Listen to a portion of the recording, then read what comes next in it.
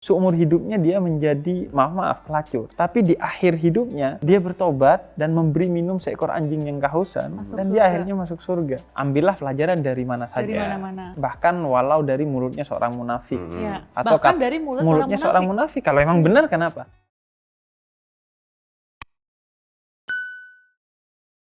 Hai teman-teman, ketemu lagi di konten Basa Basi. Dan seperti biasa, meskipun nama acaranya Basa Basi, saya nggak akan basa basi kali ini. Karena saya kedatangan tamu terhormat, Habib Hussein. Assalamualaikum. Waalaikumsalam. Sudah lama saya jadi penikmat konten-kontennya Habib. Tapi udah lama bilang juga sama aku, Bib. Pengen ngobrol. baru hari ini jodohnya, baru hari ini terrealisasi. Saya dihubungin Andika Pratama. Wah. Padahal saya yang merasa terhormat. Oh, enggak, kita yang terhormat. Pas banget ini karena memang tadi saya udah ngomong sama Habib kalau sebenarnya saya ngundang Habib di sini nggak akan membahas satu tema khusus, tapi sebenarnya lebih pengen ngobrol, sharing, ngeluarin unek-unek dan keresahan pribadi kita berdua yang mungkin selama ini kita belum nemu jawabannya apa gitu. Gua rasa kalau ngobrol sama Habib kayaknya ilmu-ilmu yang nanti akan keluar mungkin bisa kita aplikasikan di hidup kita gitu.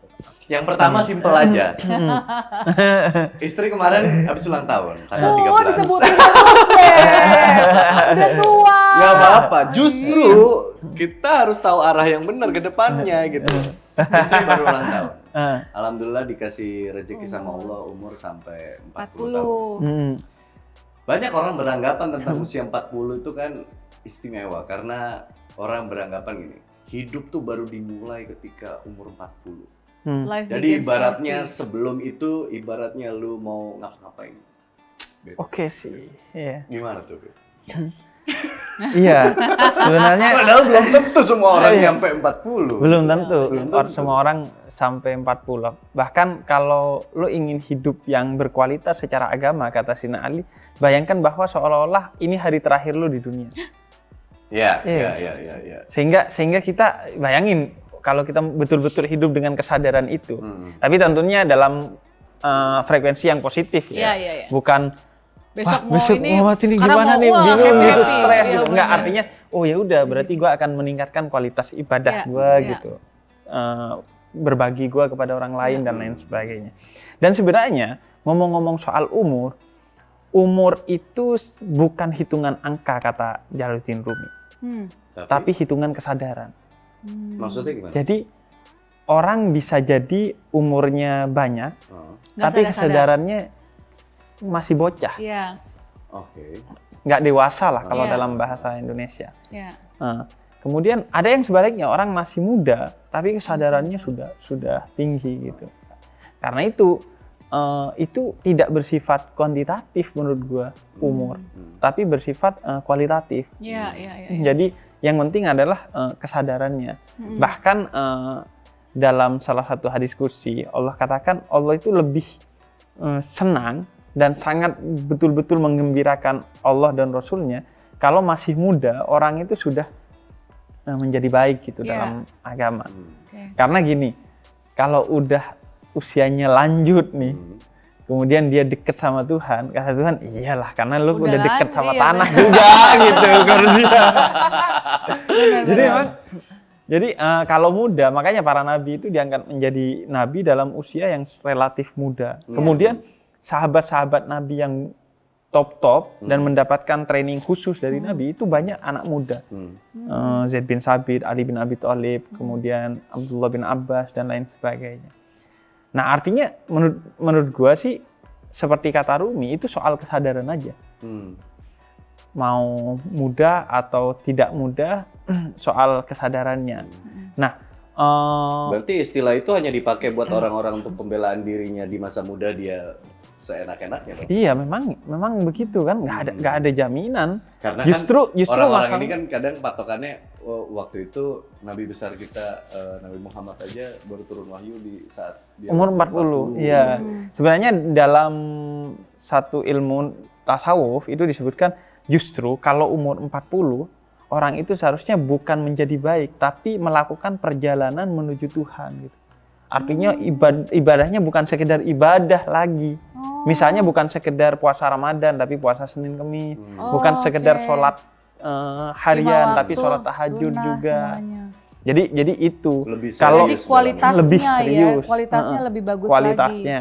Jadi kualitas agamanya itu Iya. bukan hanya ibadah tapi spiritualitas, hadirnya hati dalam ibadah kita. Dan semua tingkah laku jadi lebih diperbagusin lagi nih Mas. Iya, 40 itu. iya, karena itu ukuran ukuran kedewasaan. Tapi tetap ya dasarnya bahwa nggak ada jaminan kita Nggak ada jaminan, hidup benar, sampai benar, umur benar, 40, kemudian sebaliknya juga berlaku. Ada orang yang sampai umur tua dia Masih nggak tobat, iya. Oh, banyak. Iya Banyak. sih, iya sih. dan lu nggak bisa judge itu. Iya. Nggak bisa judge, wah lu parah nih udah umur 50 masih Begajulan. nggak bener nih, Hmm. begajulan. Lu nggak bisa judge itu juga, karena ada seorang wanita yang seumur hidupnya dia menjadi, maaf pelacur. Iya, Hmm. benar. Tapi di akhir hidupnya Dia bertobat. dia bertobat dan memberi minum seekor anjing yang kehausan, Masuk dan surga. dia akhirnya masuk surga. Hmm. Di hadis Nabi.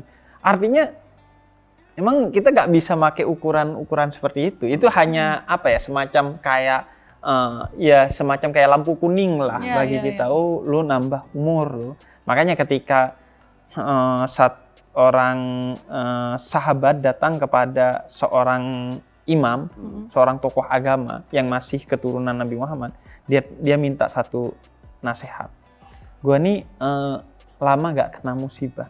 Gue takut kesadaran gue tentang agama nih menurun karena dikasih nikmat terus. Kayak kemarin yang kita ngobrolin ya, Pak Inu kan gitu juga. Iya, Dikasih iya, iya. nikmat. Nah iya, karena musibah itu kan mengingatkan. Iya, Seringkali iya, kita betul. ingatnya Benar, kalau benar. lagi berat.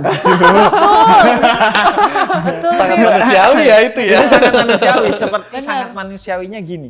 Saat kita berdoa, kita sangat ingin Allah itu maha mendengar. Betul. Dan Tapi saat maha kita ngomongin mengabulkan. kejelekannya orang lain, Heeh. kita berharap Allah itu Allah maha nggak tuli. mendengar. Oh my God, ya benar. Nge-switch gitu, Iya, kesadarannya iya, nge-switch iya, gitu iya, kan. iya, iya. Benar. Nah itu apa kesadaran itu yang kemudian hadir tadi kan. Lu nggak bisa ngejudge orang lain Iya, iya. pada akhirnya hanya karena usia itu. Nah, sekarang gini. Nah itu saat senang kita sering lupa. Akhirnya kata dia, ya udah minta nasihat nih tentang agar mengingatkan gua kepada Tuhan. Kemudian kata ulama ini, satu nasihat bahwa setiap hari lu kena musibah kok, cuman lu gak menyadarinya. Karena sering kesadaran itu hilang. Oke. Apa musibahnya emang? Umur lu berkurang setiap hari. Itu musibah besar Oh, gitu. iya, iya. Dan setiap umur itu kan nanti dipertanggungjawabkan gitu. Yang berkurang ini lu gunain buat apa Iya. gitu. Hari ini Bayangin banyak, yang Mbak. yang sia-sia aja itu nanti ditagih sama Tuhan, kok disia-siain, Iya. apalagi yang buruk gitu. Tapi tentu lu melihat semua itu dalam kacamata bahwa Tuhan mencintai kita. Jangan dalam kacamata, wah nanti Tuhan betul-betul nih dihitung nih. Iya. Wah kamu nih 40 tahun jelek, 20 tahun bagus. Wah berarti kalah kebagusannya. Iya. Lu masuk neraka, enggak. Tapi maksudnya yang terpenting bagi Tuhan itu adalah hadirnya terus kesadaran bahwa oh iya kita nih harus beribadah, kita ini makhluk Tuhan. Jadi kesadaran itu yang terpenting karena pada akhirnya orang itu masuk surga itu karena rahmat Tuhan, bukan karena amal ibadahnya. Utamanya bukan karena amal ibadahnya. Amal ibadah itu hanya bentuk komitmennya. Karena itu mau amal ibadahnya banyak, tapi kalau tidak dilakukan dengan cinta kepada Tuhan, Iya. apalagi dilakukan Formalitas. dengan Formalitas. sampai formalitas atau sampai menyakiti hati orang lain gitu. Wah niatnya mendakwai orang lain tapi bikin sakit hati orang lain, itu kurang tepat sih. Ya, nah ini Kita aja ngomong-ngomong. nggak tahu ukurannya Allah dalam menimbang amal dan dosa. Tapi Iya. sekarang banyak diwakilkan oleh manusia-manusia. Ya? Iya makanya dan Seakan-akan- kita nggak tahu hatinya orang lain. iya, Kita iya. bilang, wah enak-enak dong Allah, dia preman seumur hidup, dia pelacur seumur hidup, tapi masuk surga Masuk hanya surga. karena di akhir tobat. Lu gak tahu kegundahan hatinya saat jadi pelacur kan mungkin. Iya, Iya, benar. Dia gak pernah nyaman, dia gundah, cuman karena posisinya udah begitu Iya, ya udah. benar. Karena kan nggak ada orang saat nulis rapor di SD, halaman pertama cita-citanya aku ingin menjadi pelacur yang baik dan benar. Betul. Kan nggak kira kan. Benar. Artinya mungkin ada kegundahan gitu. Iya. Artinya kita nggak tahu isi hati orang lain sehingga lu betul-betul nggak bisa gitu, nggak bisa Iya. ngejudge orang lain. Dan itu gua rasakan sekarang gitu. Ketemu sama banyak orang Hah? yang dulu gua lihat di TV, di media sosial, wah ini orang kok gini. Ya. Ternyata ketika gua masuk gitu, ada nilai-nilai yang niatnya dia belajar ke gua, tapi jadinya gua belajar ke dia gitu. Oh gitu. Iya, banyak nilai-nilai. Ketika gua ketemu dengan beberapa teman-teman, khususnya public figure gitu kan, akhirnya gua tahu gitu. Oh, ternyata ketika dia di TV itu ya betul-betul sandiwara doang. asli. Tapi kan Aslinya- itu bisa ditemukan karena Habibnya punya kesadaran untuk melihat sesuatu yang lain di sosok yang diajak ngobrol itu. Iya, dan Kan kadang orang sekarang kalau ngerasa oh gue lebih ini dari lo, ya ibaratnya dia kayak nggak bisa ngelihat sisi baik dari orang yang dijudge itu nah, kan. itu menurut gua sering gua sampaikan bahwa itu salah satu dosa terbesar. Oh, gitu ya. Ketika lu merasa suci, maka saat itu lu sedang kotor. Ketika lu merasa diri lu paling benar, maka saat itu lu salah. Karena itu kata Nabi, lu gak bisa ngejudge hatinya orang lain, jelek atau apa.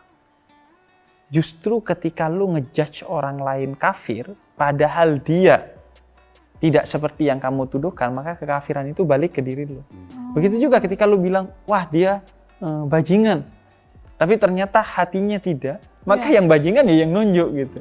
Berkata ketika nunjuk itu kan jarinya yang ke belakang Sini, empat ke gitu. sini. Yang empat ke sini. Iya, benar. Jadi Iya, setuju. nah itu, jadi gue nggak pernah, ya pasti manusiawi lah orang Iya. ngelihat orang mabok gitu, pasti ada hal-hal yang manusiawi, wah dia jelek nih gitu. Ibarat kata gue pernah dibilang dulu di kampung gue, kalau ada ulama bawa bir malam-malam dibungkus kresek hitam, pasti disangka bawa kecap. Tapi kalau ada pemabuk bawa kecap dibungkus kresek hitam, pasti disangka bawa bir. Iya, Manusiawi itu. Tapi kan kita harus melawan pola-pola kesadaran berarti emang dari seperti itu. kitanya ya, Bipe? Maksudnya Iya. kitanya yang harus benar-benar diberesin nih pola pikir Iya, kitanya ya. iya karena gini, tanggung jawab utama kita adalah atas diri kita. Ku anfusakum kata Allah. Iya. Kamu itu pertama tanggung jawabnya adalah dirimu. Makanya nanti di akhirat ke nafsi-nafsi sendiri-sendiri. Iya, even suami istri ya. Even suami istri. Iya, benar-benar. Jadi betul-betul lu udah fokus dulu sama diri sendiri gitu. Iya. Ngurusin orang lain ya gak apa-apa. Tapi jangan sampai lu sibuk ngurusin orang lain padahal diri lu masih bermasalah. Gitu. Apalagi sampai menyakiti orang lain. Apalagi sampai Nah, menyakiti. itu menarik. Ah. Ini kalau misalkan memang akhirnya memang sudah digariskan gitu ya, pertanggungjawabannya sendiri-sendiri, bahkan sampai suami istri pun sendiri-sendiri.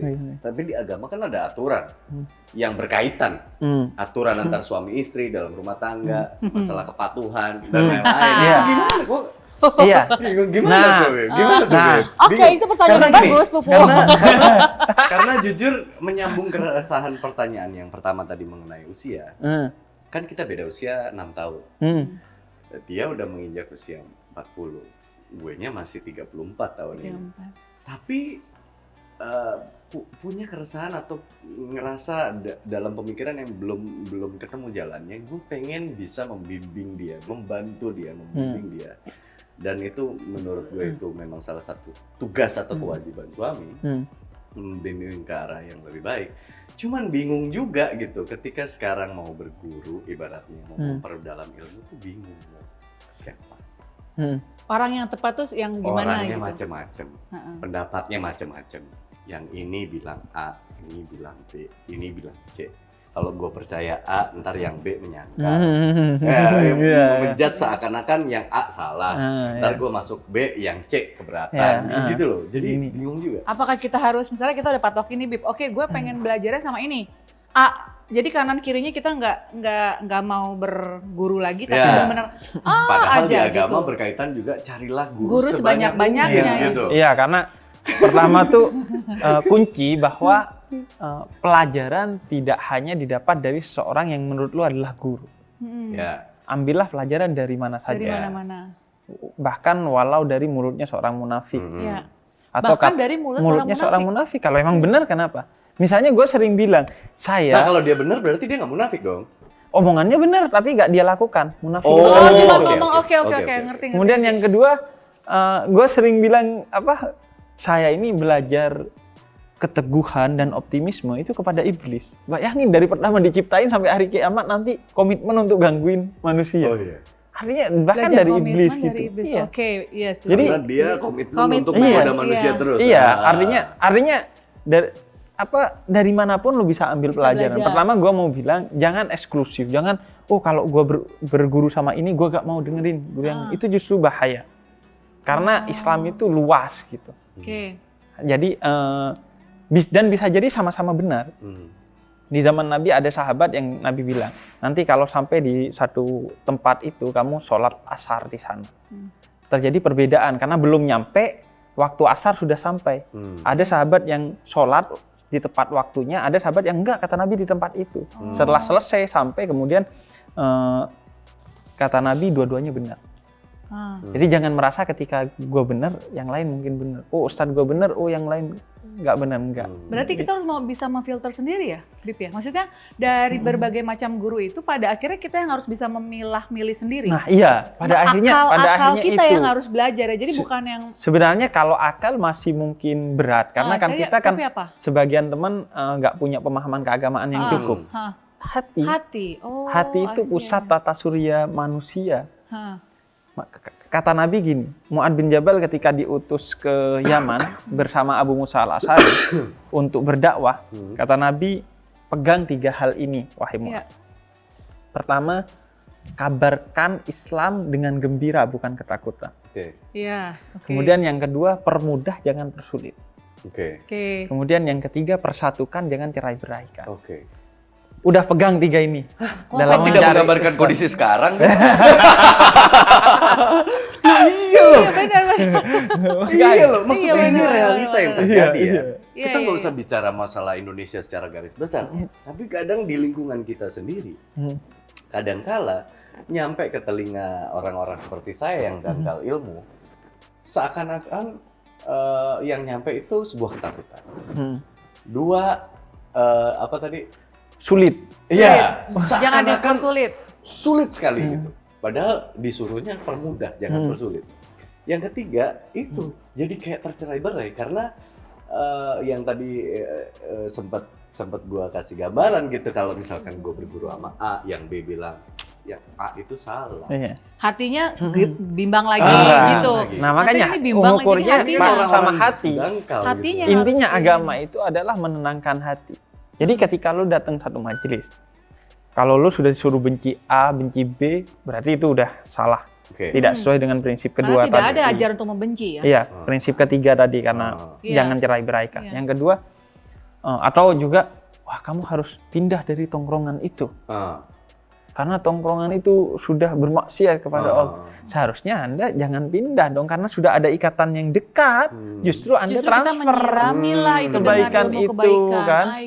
Tapi kan Anda bisa tergoda. Lah suruh siapa tergoda, balik lagi kan. Harus kita kuatkan diri kita. Kemudian yang kedua, kalau lu datang ke satu majelis, pulangnya jadi gak gembira hidupnya. Wah ternyata saya dekat dengan neraka ya. Wah ternyata saya harus cepet-cepet, saya sudah umur 40 nih, harus cepet-cepet, kalau enggak bahaya. Nah itu udah berarti dia bukan, gua gak bilang salah, tapi gua mau bilang bahwa lu berhak meninggalkan majelis itu berdasarkan acuan dari Nabi Muhammad tadi. Kemudian yang ketiga, persulit. Sebentar, sebelum ke poin ketiga, tapi bukankah ketika kita pulang dari sebuah majelis, terus tiba-tiba kita merefleksikan apa yang kita pernah lakukan, akhirnya kita merasa bahwa wah kayaknya kita harus berubah start dari sekarang, bukankah itu memang positif? Memang positif kalau landasannya adalah kesadaran, bukan ketakutan. Aku ngerti. Jadi lu memang betul-betul sadar gue mau berubah, sehingga lu enjoy beragama, bukan karena takut. Kalau karena takut ya akan berat. Agama itu kalau dijalani secara dengan ketakutan, pertama akan berat. Dan yang kedua adalah kualitasnya kualitas agamanya budak, kata Sina Ali. Bukan agamanya orang yang bebas. Kalau agamanya orang yang bebas, dia beragama, beribadah karena ingin bersyukur kepada Iya. Tuhan karena nikmat yang sudah Kalau banyak. budak beda Iya, lagi. iya. Kalau budak karena takut gitu. Takut sama aja kayak anak kecil ya Bib ya. Sama Anak kayak kecil kalau misalnya kita ketakutan kan kitanya nggak ada, wah makin Iya. gini ya. Jadi Heeh.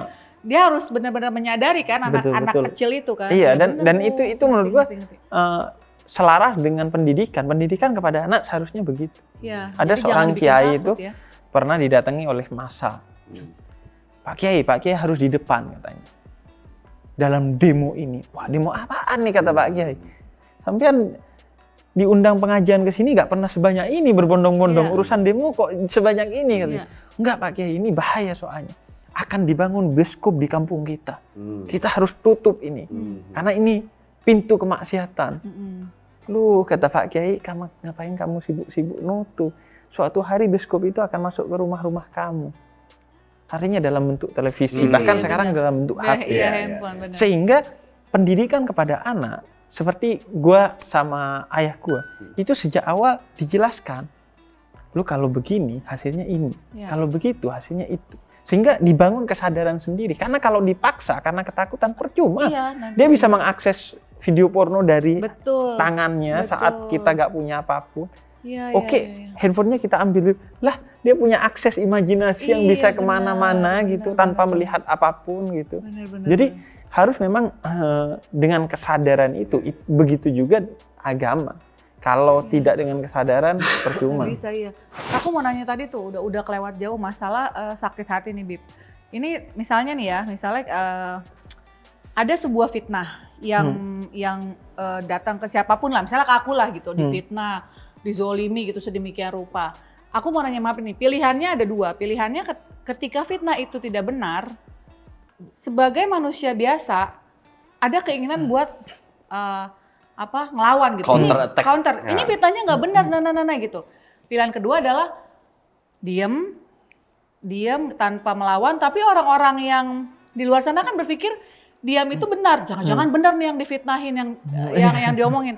Nah, menurut Habib tuh cara yang paling tepat ketika ada orang zolim, ada orang fitnah kita tuh harus apa sih? Diem aja tapi orang-orang akan menuduh kita benar atau kita lawan gitu. Iya. Itu tidak benar gitu. Tergantung pada jenis fitnahnya gitu.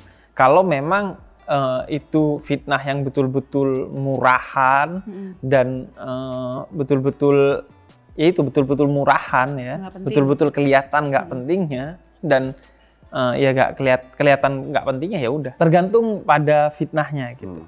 Pertama, gue mau bilang bahwa jangan berharap tidak pernah difitnah. Karena kadang teman-teman nih, wah saya ini public figure difitnah terus gitu. Jangan berharap hidup tidak ada fitnahnya. Yeah. Nabi Muhammad dan Sayyidah Aisyah pernah kena fitnah dalam waktu yang cukup lama sampai Quran menegur langsung orang-orang yang memfitnah Nabi Muhammad dan Sayyidah Aisyah. Ada surat panjang yang menegur itu. Kemudian yang kedua, tergantung fitnahnya. Kalau fitnahnya murahan yang betul-betul ya nanti waktu sedikit lagi akan membuktikan bahwa itu salah, nggak perlu dijawab.